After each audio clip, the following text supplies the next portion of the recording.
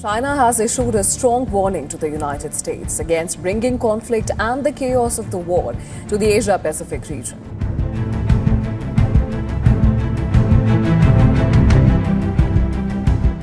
方一官认为，国家间开展军事安全合作，不应针对第三方或损害第三方利益，不应损害地区的和平稳定。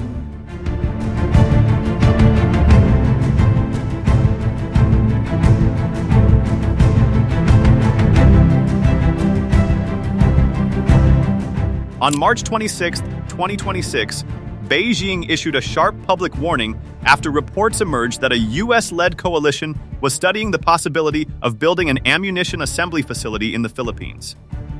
Chinese Foreign Ministry spokesman Lin Jian warned that any country turning itself into an ammunition depot or powder keg would see consequences backfire on itself. The words were direct and widely broadcast. They were meant to signal danger. But from Manila's perspective, the proposal looks very different. What China describes as escalation, many in the Philippines see as preparation, not for war, but for survival in waters where pressure has steadily increased year after year. In today's Indo-Pacific, factories are no longer just industrial tools. They are part of national defense, part of sovereignty, and part of ensuring that smaller nations are not left vulnerable in moments of crisis. There is also a lesson unfolding far from Asia that shapes how policymakers now think. In late March 2026, as the conflict between the United States, Israel, and Iran intensified, Iranian advisor Ali Akbar Velayati warned that any country joining military action would face consequences returning like a boomerang. The war, which began on February 28, 2026, quickly spread across the region. Missiles struck military positions. Regional bases were targeted. Shipping routes tightened around the Strait of Hormuz, a lifeline for global trade. What became clear in those weeks was not just the danger of conflict, but the value of preparation. Countries that had forward bases, stockpiles, and supply systems were able to respond faster and protect their interests. Those without such preparation found themselves exposed. The lesson was simple. Readiness is not aggression, it is insurance against chaos. That is the pattern many in Manila now see. Not a threat, but a safeguard. Not a provocation, but a strengthening of national resilience. The Philippines sits on the front line of contested waters, facing daily pressure from larger forces operating near its coastlines. In such an environment, relying on distant supply chains is a risk few leaders can afford. A factory on paper may look ordinary, but in reality it represents self-reliance, the ability to sustain defense without waiting for help to cross oceans. The Philippines now stands at a turning point, not as a pawn between great powers, but as a nation making choices about its own security. And the real question facing the Indo-Pacific is not whether preparation creates danger, it is whether failing to prepare creates vulnerability.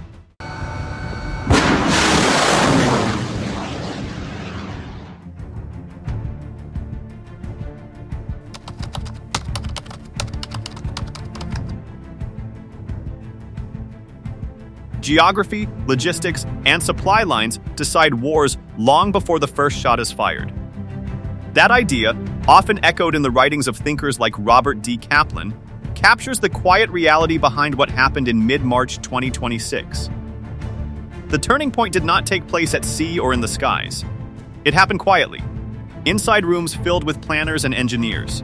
A U.S.-led coalition agreed to study the funding and feasibility of building an ammunition assembly line in the Philippines. On paper, it looked like an industrial step, producing 30mm cannon ammunition used by aircraft, naval guns, and armored vehicles.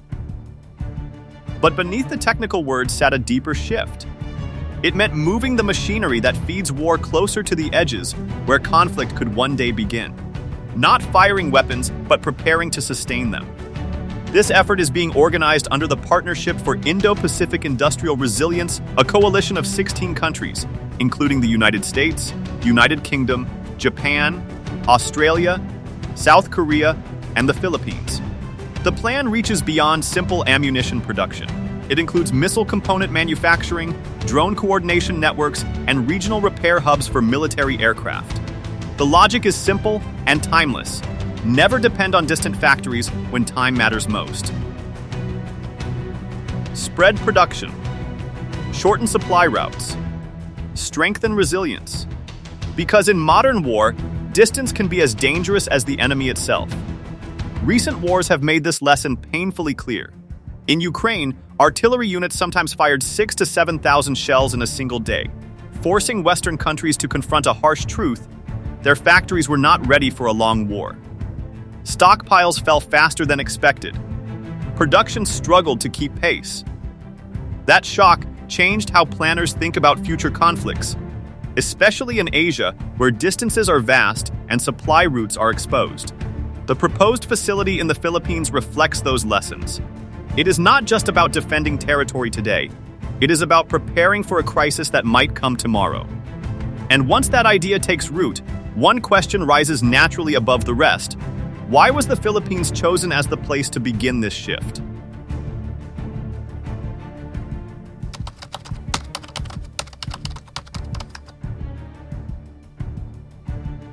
Maps do not speak, but they tell the truth more clearly than speeches ever can. Look at the Philippines on a map, and its importance becomes obvious within seconds. The islands stretch like stepping stones between the South China Sea and the open Pacific. Just to the north lies Taiwan, only a few hundred kilometers away. Between them sits the Bashi Channel, a narrow strip of water that military planners quietly study because they know one simple fact: whoever controls movement through narrow waters often controls the pace of conflict. The Philippines, in this sense, is not just land surrounded by water. It is a hinge, a place where movements can be watched, slowed, or supported. Geography placed it there long before politics caught up.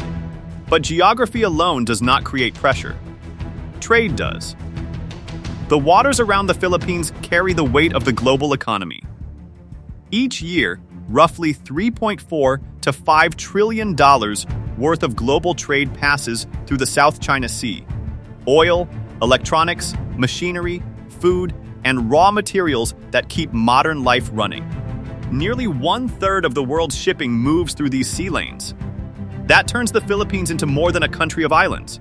It becomes a bridge, a supply route. In times of peace, it supports commerce. In times of tension, it can support armies. That is the quiet reality of strategic geography. The same waters that carry trade today can carry war tomorrow. And once leaders begin to see geography this way, their thinking changes. Islands become positions, ports become lifelines, airfields become signals of intent. The Philippines, once seen mainly as a partner nation, is now increasingly viewed as a forward position in a larger contest of power. That shift is subtle, but powerful, because when a country begins to look like a hinge on the map, others begin to act around it. And that leads to the next question. If the Philippines sits at the center of these vital waters, how long before tension around it begins to rise even further?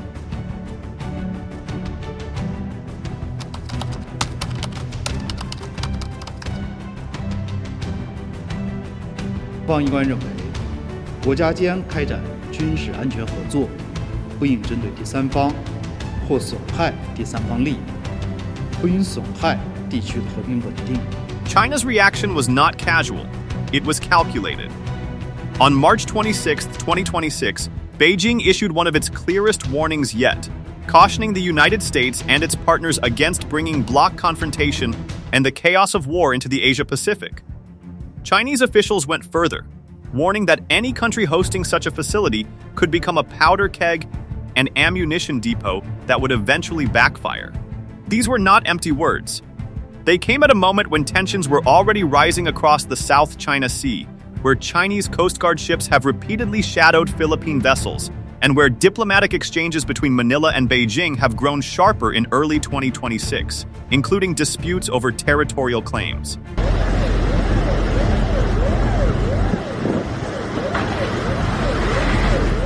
To understand China's alarm, you have to think in terms of geography and pressure, not just policy. The Philippines sits along what strategists often call the first island chain, a line of islands stretching from Japan through Taiwan and down into Southeast Asia. For Beijing, this chain already feels restrictive. To an identified foreign vessel at Sabina Shoal, this is Philippine Coast Guard, the Arbicabra MRR. In recent years, China has responded to growing military cooperation in the region with more frequent patrols, stronger diplomatic protests, and sharper warnings about foreign involvement, arguing that outside alliances are destabilizing the region. Chinese officials have repeatedly stated that actions by the Philippines, especially when backed by external partners, create provocations that force China to respond. This pattern matters. It shows that infrastructure decisions, even industrial ones, are rarely seen as neutral. They are read as signals of long-term positioning. That is why Beijing's reaction sounded less like protest and more like early warning.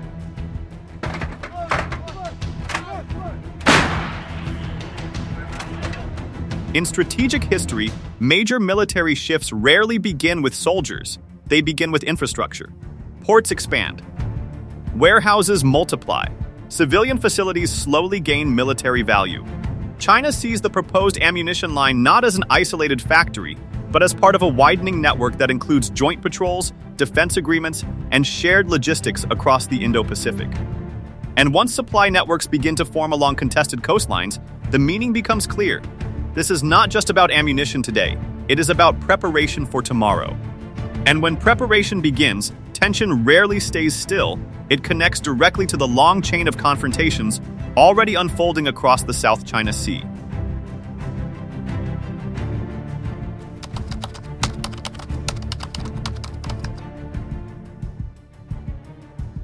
Long before talk of ammunition factories began, the waters between China and the Philippines were already tense in ways that built slowly, year after year. The friction did not start with one incident. It accumulated across places like Second Thomas Shoal, Sabina Shoal, and Whitsun Reef, where encounters became more frequent and more physical.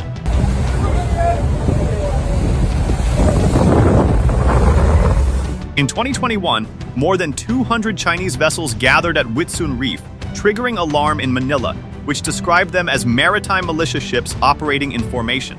Beijing insisted they were sheltering from rough seas. But the pattern did not stop there. Through 2023, 2024, and into early 2026, confrontations continued. Philippine supply boats heading to Second Thomas Shoal were blocked, shadowed, and in several cases hit with high-pressure water cannons by Chinese Coast Guard vessels.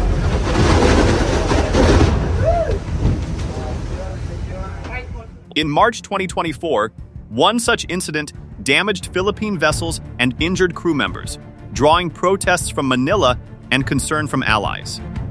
By early 2026, these encounters had become routine enough that regional commanders now treat them as a constant feature of the maritime environment, not an exception. The waters were already tight with pressure. Now imagine adding ammunition production lines and foreign-backed supply chains into this same contested space. What happens when tension meets preparation? What happens when disputed waters begin to look like logistical staging grounds? Modern war has made one lesson brutally simple. Wars are not lost when armies run out of courage. They are lost when they run out of supplies. The Ukraine war exposed this reality to the world. Ukrainian forces, at intense phases of fighting, fired thousands of artillery shells per day, forcing the United States and European countries to admit that their ammunition stockpiles were dangerously low and their factories too slow to replenish them. Western nations responded by expanding production lines, reopening dormant plants, and investing billions into new industrial capacity. That experience did more than change European defense policy. It reshaped thinking in Asia. Planners began asking hard questions. What happens if a crisis erupts in the Taiwan Strait or South China Sea?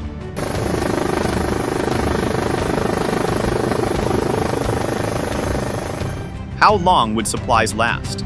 How fast could reinforcements arrive across thousands of kilometers of ocean? These questions pushed strategists toward a new approach known as forward-positioned industrial resilience, placing production closer to potential flashpoints rather than relying on distant factories. That is where the Philippines enters the picture again. Distance is not just geography, it is time. And time decides outcomes in conflict. Supplies shipped from distant mainland factories may take days or weeks to arrive. But supplies produced closer to contested zones move faster, respond faster, and sustain operations longer. That is the cold logic behind the proposal. Yet the deeper question remains unsettled. If these islands are already surrounded by disputed waters and regular confrontations, does building supply lines there strengthen deterrence or slowly turn the region into something more dangerous? History suggests that logistics hubs bring strength, but they also bring attention. And attention, in tense waters, often brings pressure.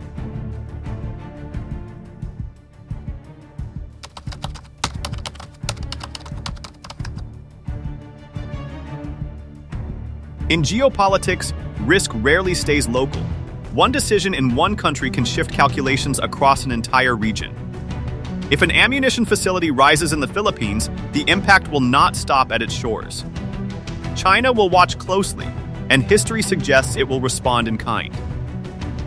In recent years, Chinese Coast Guard and naval vessels have kept steady pressure across disputed waters, maintaining near-constant patrols near contested reefs and shoals.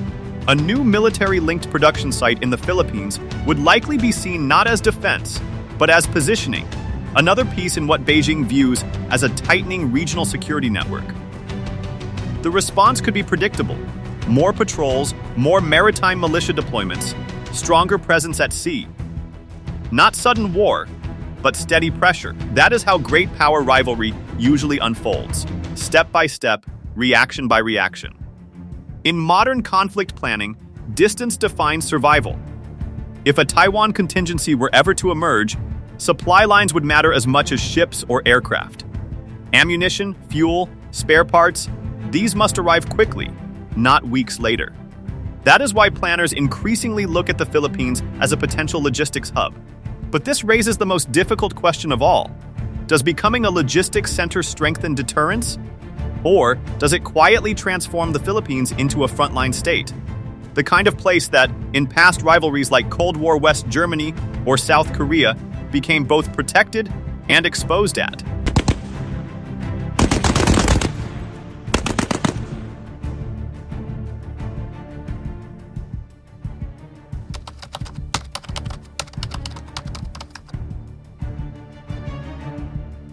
The same time, history shows that big geopolitical shifts rarely move in straight lines.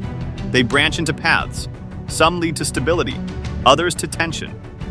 What matters is not just what is built, but how others react to it. Seen through a long-range strategic lens, like the kind George Friedman often applies, this proposed ammunition facility is less about today's headlines and more about tomorrow's balance of power. It is a move that opens three possible futures, each realistic, each shaped by how nations calculate risk and strength. The first scenario is deterrent success, the quiet victory that often goes unnoticed. In this future, the facility is built, supply chains become faster, and ammunition stocks can be replenished quickly across the region. The Philippines becomes a reliable logistics hub, capable of supporting allied operations without long delays from distant factories. In strategic thinking, speed equals strength. If China sees that supply lines are strong and reliable, it may think twice before applying pressure in contested waters. Deterrence does not require firing weapons, it requires convincing your rival that fighting you will cost too much. This is how balance works, not through confrontation, but through preparedness that makes conflict unattractive. The second scenario is escalation, the path where action invites reaction. China could view the facility not as defensive, but as offensive positioning. That perception alone could trigger stronger responses. More patrol ships could appear near disputed reefs. Maritime militia fleets could increase their presence. New infrastructure, radar sites, runways, or fortified positions could begin to appear along contested coastlines. Step by step, tension rises. Not in sudden explosions, but in daily encounters at sea, ships shadowing ships, aircraft flying closer, warnings issued over radio channels.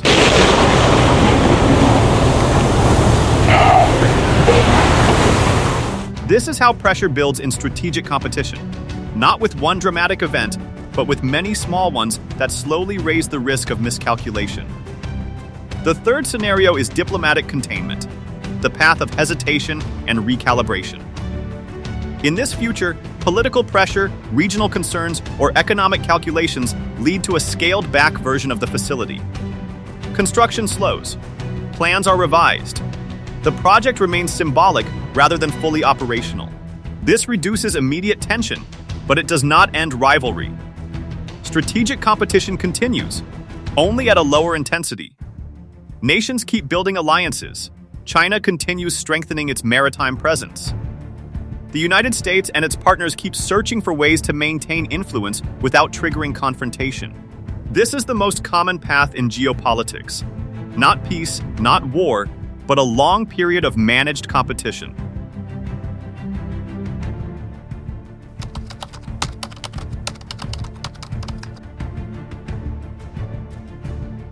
China's warning still hangs in the air. If the relevant country is willing to be a powder keg, it will only backfire. That sentence forces a simple but serious question. Is this new facility meant to act as a defensive shield that keeps conflict away? Or could it slowly turn the Philippines into ground that others prepare to fight over? In today's Indo-Pacific, the line between safety and risk is getting thinner, and every new structure carries strategic weight. Because in the Indo-Pacific, factories are no longer just factories. They are battlefields waiting to be activated.